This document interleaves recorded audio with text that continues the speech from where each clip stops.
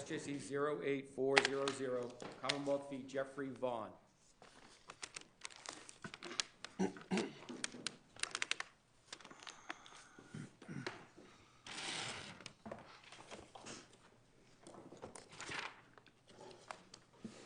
Good morning. Good morning, Ms. Agnes.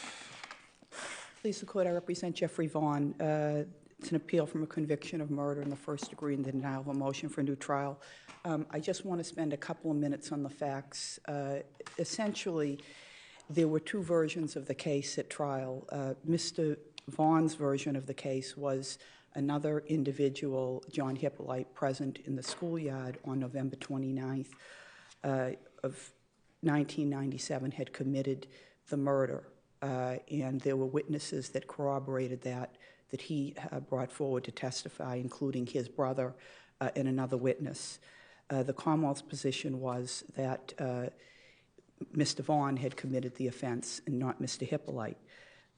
Shortly after the trial, Mr. George, trial counsel, received a call from a witness, Mr. Pruitt, who said that someone had approached him and indicated that they had observed the offense occur by looking out their window and specifically described a disparate view of the shooter. Mr. Vaughn is less than 5 feet 6 inches tall, John Hippolyte being over 6 feet tall and wearing a rather distinctive jacket that had white sleeves. At the time that this information came forward, there was a phone call, and it wasn't until approximately 2000, about a year later, that we were able to get an affidavit from Mr. Jones describing what he had seen. Now, the reason that this new witness is significant is that there was no physical evidence in this particular case that adhered to Mr. Vaughn. Specifically, there was no hair, there was no fiber, there was no DNA, no firearm ever recovered. And so the testimony of the witnesses was critical. The other critical witness that testified was Troy Mead, who allegedly stated that Mr. Vaughn had seen him in a police station, and at the time of the police station had admitted the offense to him. This was in a booking area where they allegedly came across. However, Mr. Vaughn had a witness who was also present in that booking area and disputed that this had occurred.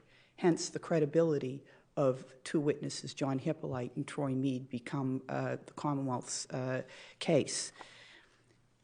After the trial concluded, this information came forward, and briefly I would just indicate that the court declined to allow an evidentiary hearing relative to the evidence relating to Carl Jones, which I think was erroneous. First of all, Mr. Jones... When did that happen? I'm confused. I thought that the Jones affidavit was dated 2008? That's incorrect. If you look in the record appendix, you will see on page 90, there is an initial affidavit that came in 2000, which would be close to the time.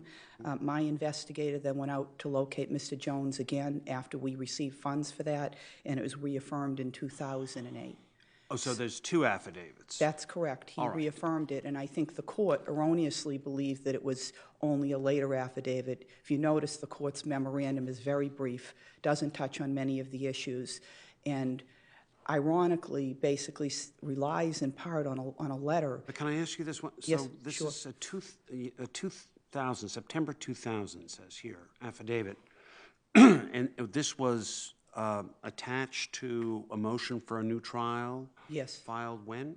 The motion for new trial was not filed. I believe it was filed in early 2000, and then there was a supplemental filed, and then a further amended, because what was happening is we then became aware of grand jury minutes that had not been disclosed.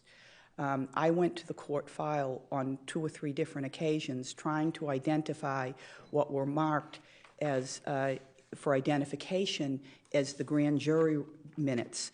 And you will see that if you take a look at the Commonwealth's record appendix at page 16, there is a reference to those, specifically saying J&K grand jury minutes.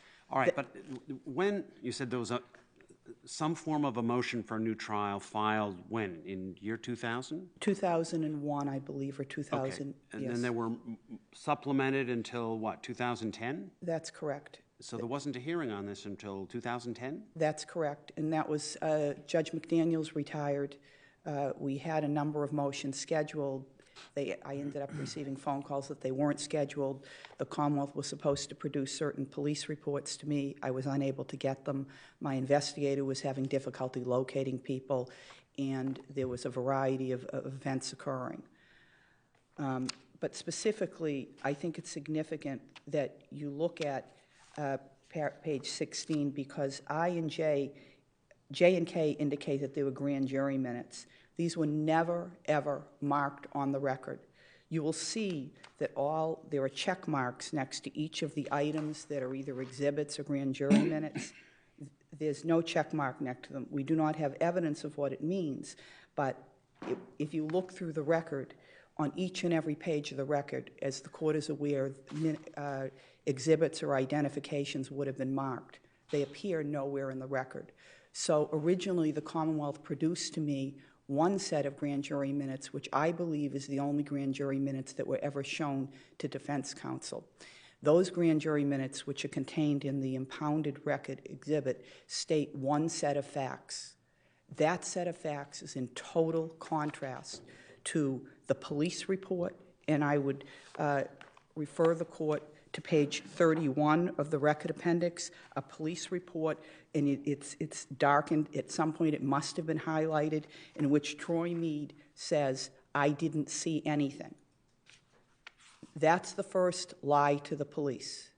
He then makes that same lie in the impounded record exhibit, and the only record that I believe Mr. George ever received, which is on pages 1 through 26. Because he says essentially the same thing. What defense counsel has never seen, and it is clear from the record, if the court examines it, you will notice that there is complete reference to John Doe, and Troy Mead.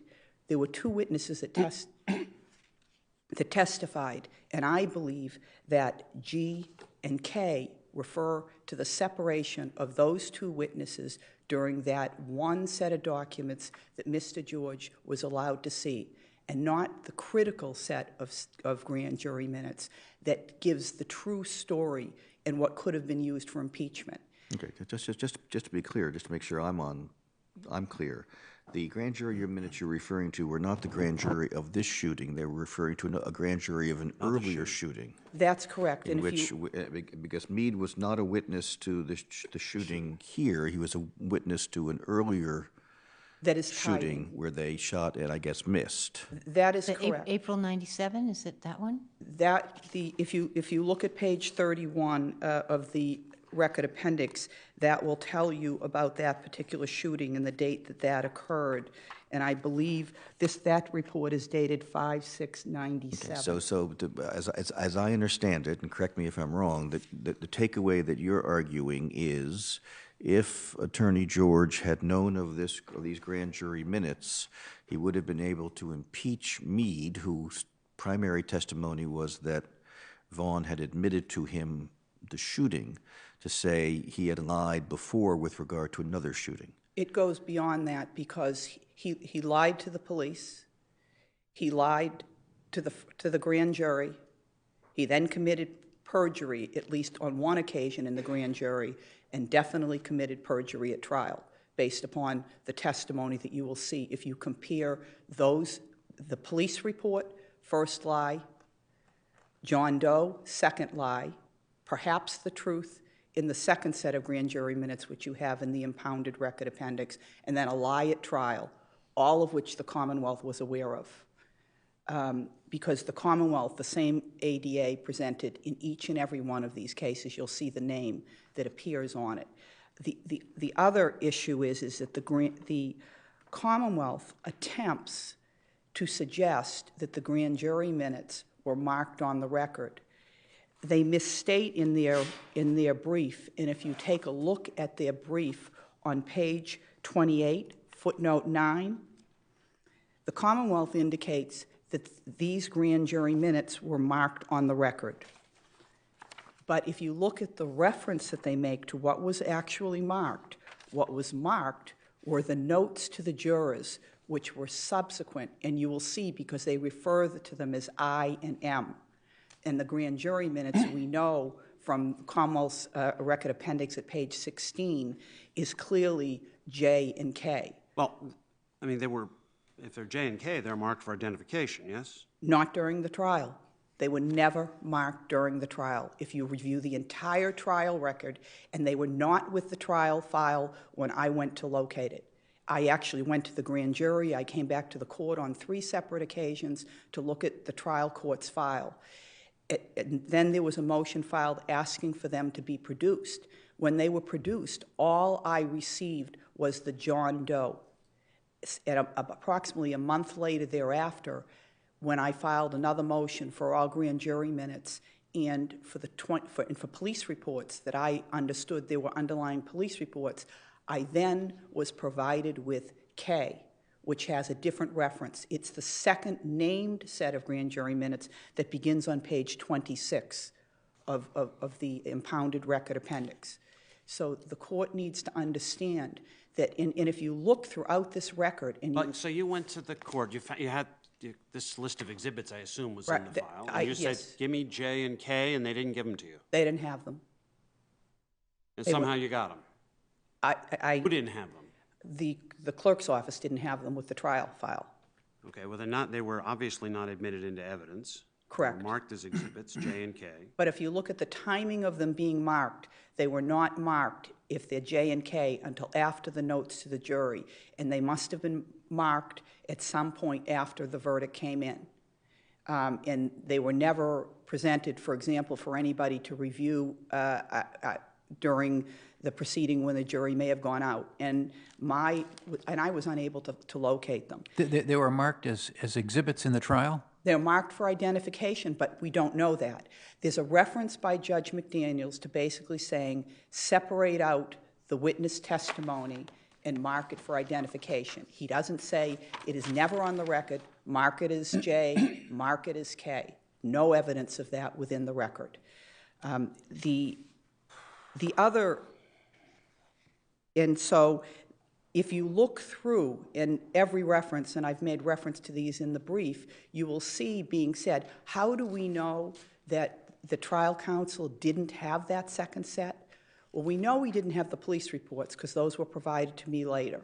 But we know because he never cross-examines him regarding a statement, that one statement made under oath and a different statement under oath, and the witness is allowed to basically say, I didn't see anything, which is his original John Doe testimony.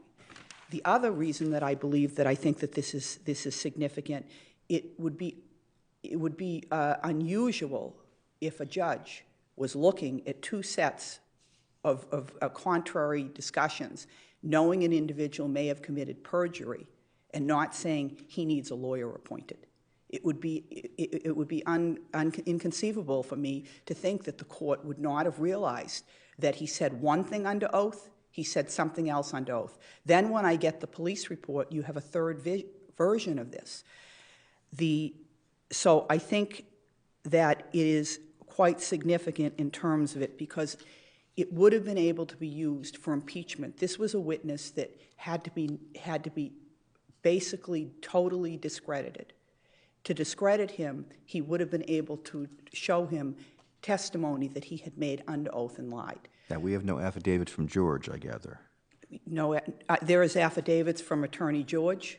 There is affidavits from Mike. Who says he never saw it? That's correct, absolutely. They're in the record appendix, and if you take a look at the various record appendix, you'll find the affidavits. His affidavits, I believe, are at 7083, and Mr. Vaughn's affidavit, and of course Mr. Vaughn was not allowed to look at these records at all. The other issue that I think is critical... Before you leave that one, I'll go back to the Carl Jones issue? Yes. Judge Connolly says, I don't need an evidentiary hearing, and I don't credit that affidavit along with the others because he did not identify where he lived so that Judge Connolly could not evaluate whether or not there was any chance for him to have seen the event outside of the window. And all I indicated that Judge Conley was well aware that my investigator was able to locate this particular individual. He had a concern about providing address, but we gave a particular name, an indication that he would testify.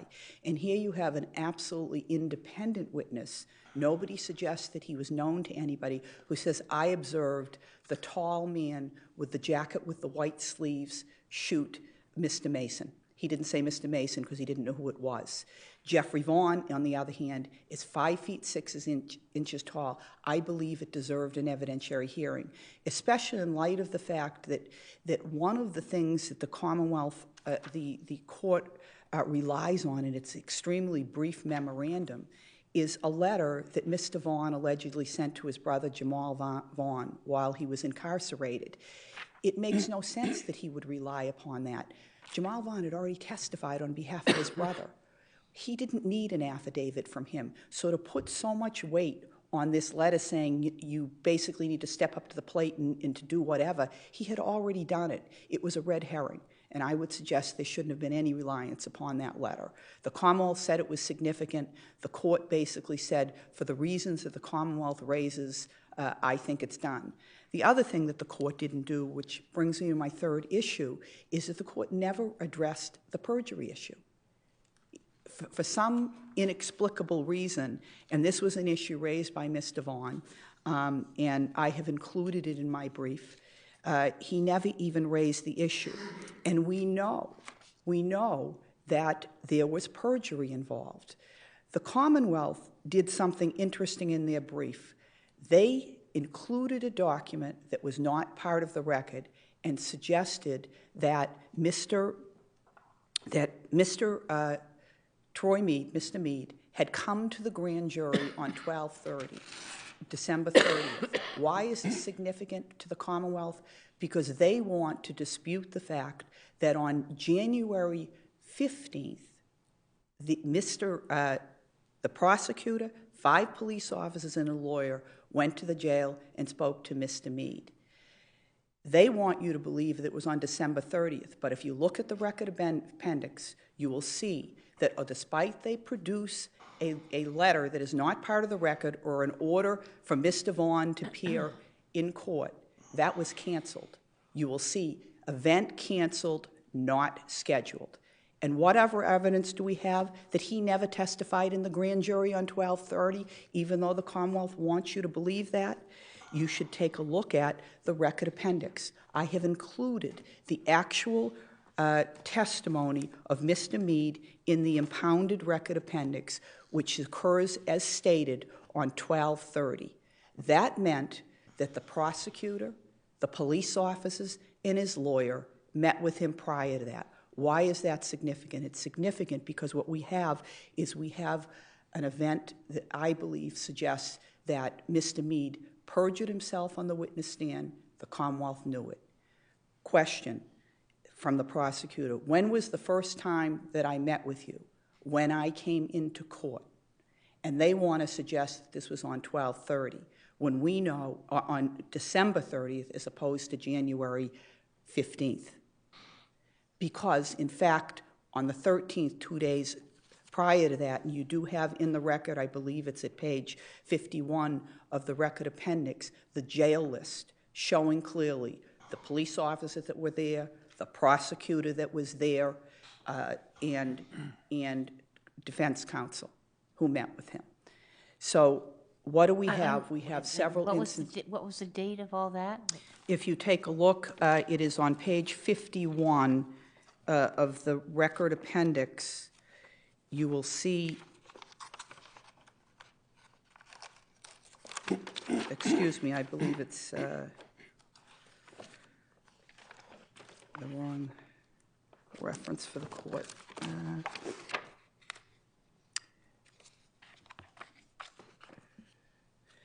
The jail records, I believe, are listed on pages 154. And you will see where it shows, actually that's the phone records, excuse me.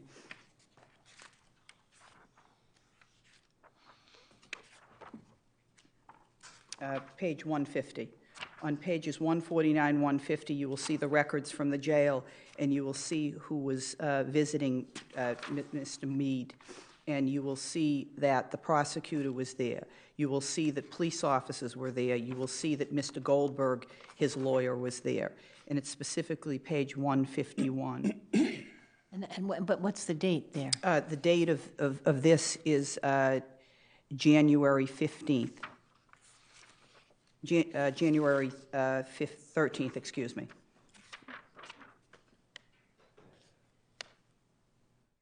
says January 15th. January 15th. And is that the day that he testified before the grand jury? He came into the grand jury a couple of days later, on the 30th of that month. Of January? Yes, that's correct. And the reason that we know that, if you look in the impounded record appendix, at page 49, you will see grand jury testimony of Troy Meade, and you'll see the date that he testified. The Commonwealth is suggesting that he came in on an earlier date, yet Mr. Vaughn certainly would have had that information. So just to sum up, I would simply say that the 3 instances where there was perjury, and it was known because the Commonwealth was aware of these particular facts, the grand jury testimony on the 3 different occasions, the police report, as well as having met with Mr. Meade on an earlier occasion. All right, thank you. Thank you.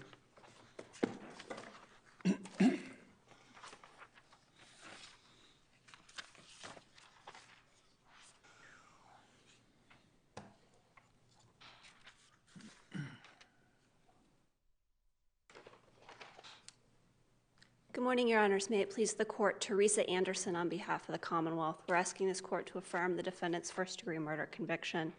Turning first to this prosecutorial misconduct claim, the record indicates that the witness, Troy Meade, was brought into the grand jury on December 30th, 1997. The documents that I've included in my record appendix were provided by the clerk's office. Also, the docket that's in my sister's brief shows that a handwritten motion was made on December 29th to bring the witness in, and then on December 30th, a HABE was issued for the witness, Troy Meade, to come in. That also lines up with Troy Meade's testimony that the defendant confessed to him at the Nashua Street Jail on... But that wasn't part of the trial record, that what you're talking about now? It's part of the court's record. It's part of the clerk's file in this case. And I think they're even assigned... No, they're not assigned paper numbers. It was before the indictment issued in the case, the docket, record appendix... So did he appear before the grand jury? How many times? He appeared before the grand jury to testify on January 30th, 1998, in this case, setting aside the drive-by shooting. But he was brought to court on December 30th, 1997. Correct. He was habed into court on December 30th, 1997. Just not as part of the trial. I mean, it was more for the prosecutor's investigatory purposes? Correct. I think it was part of the investigation. It is on that day that he, again, first comes into contact with police on this case when he's habed in, and he says, the defendant just confessed to me. So they bring him in to testify to some other relevant information that he had on the case.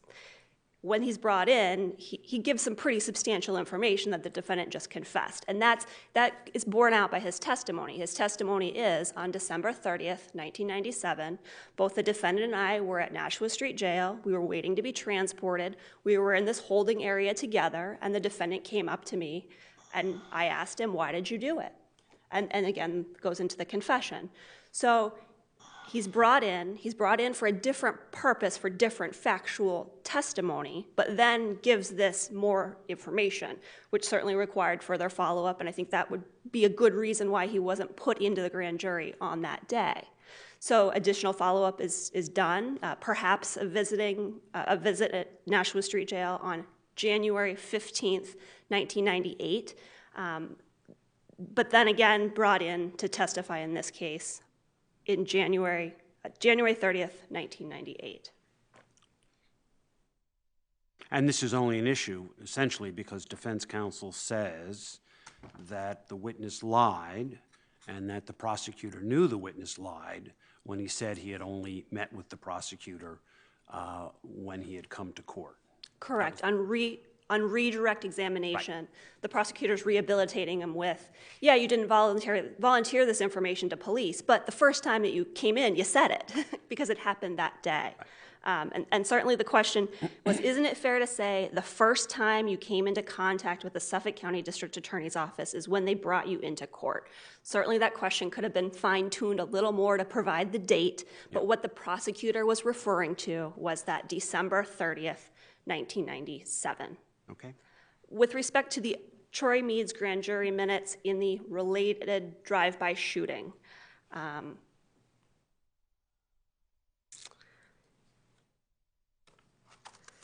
it's on the first day of trial, before impanelment. There appears to be a lobby discussion about this, and then it's put on the record at the very end of the day. It's going to be volume 1, pages 231, and the discussion for a couple of pages, where the defense attorney says, I was made aware this morning that there's some grand jury minutes. The prosecutor was made aware this morning there's some grand jury minutes. To be clear, the prosecutor in the homicide case was not the same prosecutor as the April drive-by shooting. So the prosecutor becomes aware of these grand jury minutes. Certainly everyone was aware of the grand jury, of the drive-by shooting itself, the incident, and then brings them to defense counsel's attention, brings them to the judge's attention, and defense counsel asks for a copy of them. Judge says, haven't looked at them yet. This is a secret proceeding. Nobody's been indicted on this case yet, so I want to take a look at them before I hand you a copy. And then it's the next day, so volume 2, pages 4 and 5, where there's the discussion that I'm going to provide you, defense counsel, with the opportunity to review a copy while you're in court. I'm not going to give you a copy of the grand jury minutes in this unrelated, unindicted, ongoing investigation. And then says, okay, I will mark those after a while, but I'm going to have them marked for identification. The complete set of grand jury minutes in this matter, and then I am going to permit just the grand jury minutes that relate to Troy Mead to be available to counsel, and those to be available only during court hours for the purpose of defense counsel reviewing them. And so it's later in the testimony. Now, you're talking about the drive-by shooting grand jury minutes? Yes, Your Honor. From my review of the transcript, there are no other grand jury minutes related to the homicide marked for identification. They're used throughout the trial for refreshing and impeaching, but they're not otherwise incorporated into the record. What about this J and K? So later, after the jury is deliberating, so letter I for identification is a note from the jury. Letter J, grand jury minutes. Letter K, grand jury, and then the quotation to follow the line above. Letter L is a note. Letter M is a question. Letter N is a question. And so it's not an after-the-fact marking, and the line in my brief where I talk about they're marked on the record is referring to the clerk's minutes record. They're never discussed again. There's not a formal marking on the record. And then they're impounded. And I think that's the explanation for why they haven't been kept with the court file in this case. They're not part of the clerk's file in the normal course that would be available to the public. They also don't appear in the clerk's office. And I know when we did the motion for new trial, we went through it, both my sister and I, we have looked for them. The clerk's office has looked for them. They don't exist in the clerk's office. But again, the explanation for why they don't is that at some point they were segregated because they were impounded. And at some point they fell off and are no longer associated with the case. I'm going to guess that they're there somewhere. But I know I should know this, but did they subsequently turn up? No. And We've never seen them. I've never seen them in the clerk's file. But I mean, you've never seen them wherever. They don't exist, or do they exist? Well, the DA's office must have its own copy. So then the DA went to the Commonwealth trial file, and there were 2 dates of grand jury minutes in there. For the April shooting, the June 3rd, 1997, and April 22nd, 1998. Okay. And those were provided to Ms. Agnes? Yes, and her memory is that it was only one. I wasn't the prosecutor at that point, so I don't know how they were disclosed 1 and then 2, but they both of those, one witness, both days, Commonwealth file. But no other material related to the April drive-by shooting appeared in the Commonwealth's file. So to get the police reports in this case, counsel needed to use a subpoena for BPD to get the records that way. And I think the Commonwealth facilitated that. Again, this was in 2006, and it was assigned to another appellate ADA at that time. Well, that's the 29 reports? Is that Correct. 29 items. Items. And that's how those items came about being produced. It was with a subpoena to BPD. Now, George never cross-examined Meade to say you lied on these various prior occasions. Any good reason why a defense lawyer would not do that? Lots of good reasons in this case. And I guess that, setting aside whether or not he had them, setting aside, again, certainly not our position. My position is defense counsel had both sets of grand jury minutes, and I support that with the cites to the record that we've discussed. If he didn't have the grand jury minutes, alternatively, he had the information. He knew from the prosecutor's opening statement that the prosecutor expected that Troy Meade would testify that Tim Mathis was the person that shot at him. And other witnesses said that as well. I think that would be in Andrea Horn's testimony, and even Jamal Vaughn, and that's volume 5, page 41. Jamal Vaughn says, Troy Meade told me that Tim Mathis shot at me. So the substance of the information was available. The substance of the information was known from other sources. But what do you say about the affidavit from defense counsel that says, I think it says, I never saw those? How do you explain that? Defense counsel's affidavit, it's paragraph 5 of that affidavit. It's about 7 years later, Yes, and and he says he saw one set. is incorrect on 2 points. He says, during the trial just prior to Troy Meade's testimony on June 21st, 1999, that's unsupported by the record. It is on June 16th, during the first witness's testimony, John Hippolyte, and this is on the record, that he requests them and receives them. A minor point, but a discrepancy. And then I was provided with a single set of grand jury minutes relative to an investigation into a drive-by shooting that took place in June of 1997. Again, maybe a minor point, but another discrepancy. This drive-by shooting was in April of 1997. And so my long-winded way of addressing Your Honor's question, I apologize. There's very good reasons why he didn't use that fact and he didn't use this information in cross-examining Troy Meade. And what is it? The defendant's theory of the case is John Hippolyte is the shooter. His theory of the drive-by shooting was John Hippolyte was the shooter. And so to put it on someone else doesn't support his theory of the case.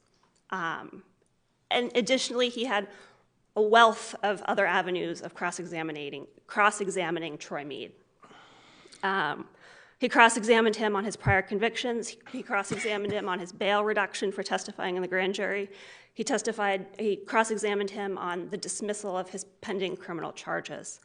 All that cross-examination can be found in volume 4, pages 69 to 85, roughly. We also know that that's his strategy based on his cross-examination of other 2 witnesses, John Hippolyte and Jamal Vaughn. With the claim that he did the shooting in order to eliminate a witness to Hippolyte's shooting of Meade?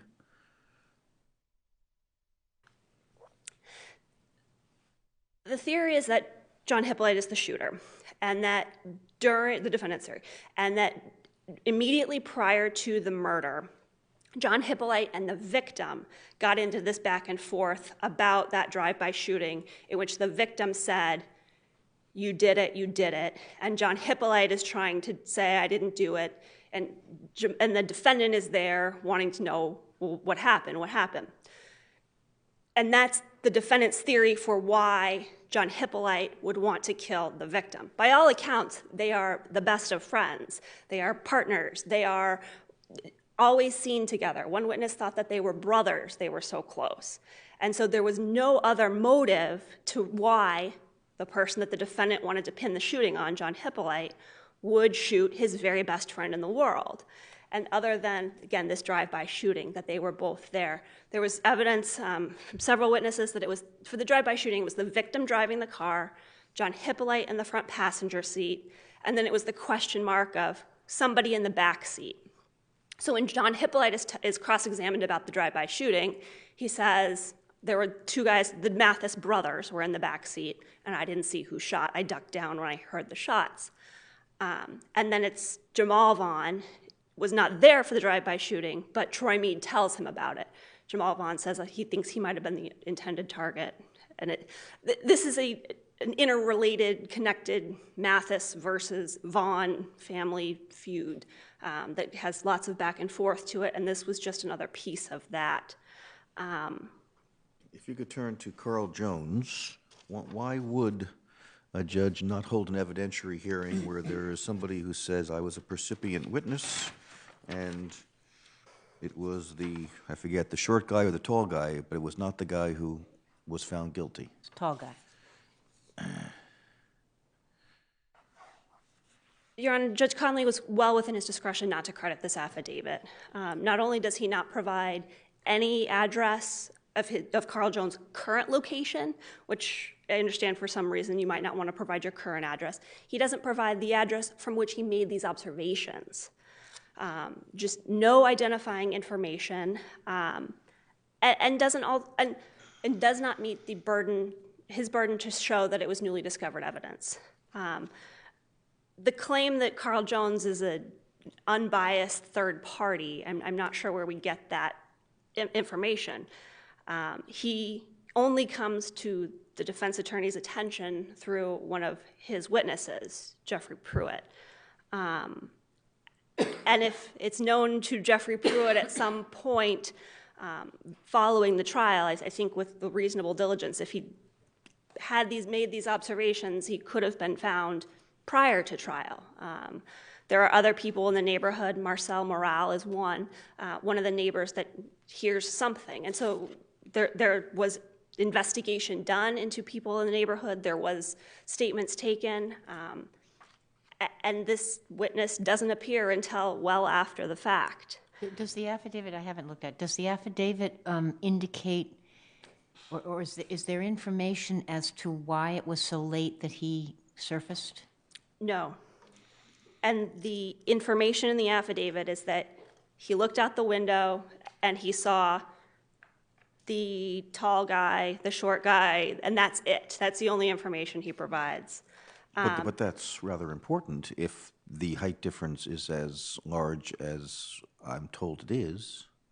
It is, but that was the defendant's theory of the case. This is not an alternative set of facts that couldn't and was not presented to the jury but for Carl Jones' affidavit. Well, I know, but it's not unimportant if there were to be some other witness who said, I saw it too. You had, I guess, Jamal Vaughn says he saw it, and Hippolyte is the killer, and then you have Hippolyte says, no, it wasn't me, it was the defendant. Right. So it would be rather important. Certainly you would have been thrilled if there had been a percipient witness who said it was the short guy who did it. It could have been. Why not on the err on the side of caution hold evidentiary hearing? It could have been relevant, but it doesn't present an alternative set of facts. It does not cast doubt on the justice of this conviction. This issue, who was the shooter between the defendant and John Hippolyte, was the issue for the jury to decide in this case. Yeah, but you've got two interested people saying opposite things. I mean, if you just theorize that he is an independent third party, it's not just cumulative evidence in that regard, because the other two have very distinct interests.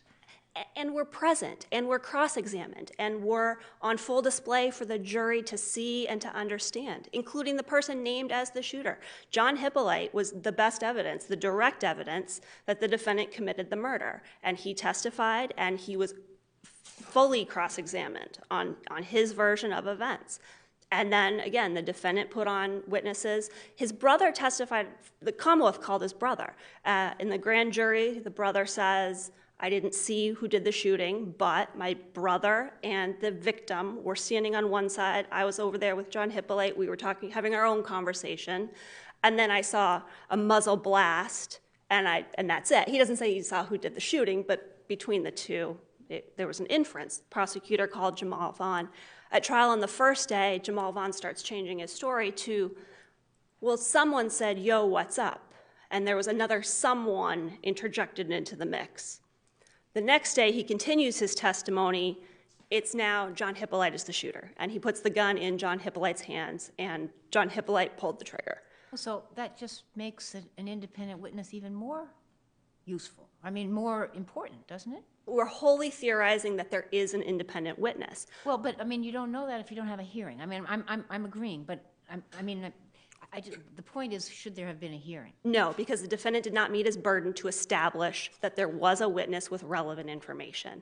And here, we don't know where this witness allegedly made observations from, or any other identifying information. I think it's also important to note that this witness has never come forward to police, never made... His first affidavit is 3 years after the shooting, or just about.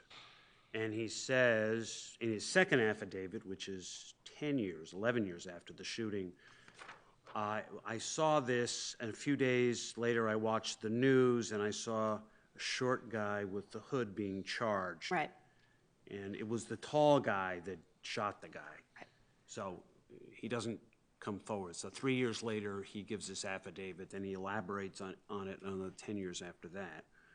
I think they are identical affidavits. The font changes. Yeah. I also think that perhaps the signature changes. There's a written insert here, too. Yes, there's some written notes on this. No, it's the same, you're right. It's the same in substance. It's the same in substance. I was watching the news right after, a couple days later, and I saw that they got the wrong guy. But again, I think it's awfully convenient, and I think that this... More than a year after the trial and 3 years after the shooting. Correct. And again, to date, has never come forward and has never made himself known to Boston police. No address, no place identified from where he observed this. Or where he can be found now, or any other sort of information. If the court, I see I've gone beyond my time, I appreciate the extra minute.